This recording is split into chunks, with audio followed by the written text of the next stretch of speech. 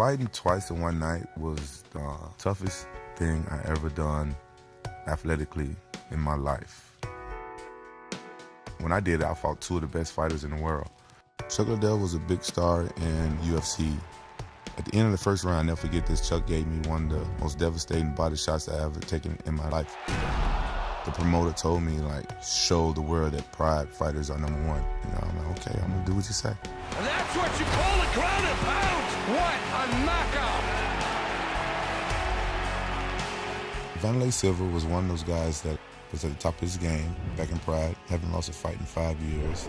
The first time I fought him, 14 to 15 times he Muay Thai kneed me in the face. Oh, good knee to the head. In my sport, you make one mistake, the fight could be over. Vanderlei Silva does it again. You know, I kind of left Pride. I was unhappy over there and stuff like that, so I just took off. WFA was this organization that was up and coming, so I went there and I fought for them. They are just going toe-to-toe. Shortly after that, the UFC purchased their rights and their fighters, and that's how I become to be a UFC fighter.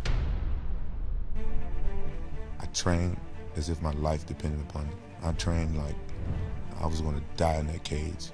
Basically, pretty much eat, sleep, train. It's like it feels like you have no life for 2 months, 2.5 months. When we spar, it's harder than a fight.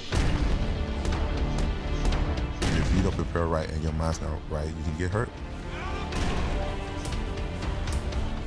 I felt unstoppable. I felt like if they would have put a bull in the cage with me, I was going home with his horn.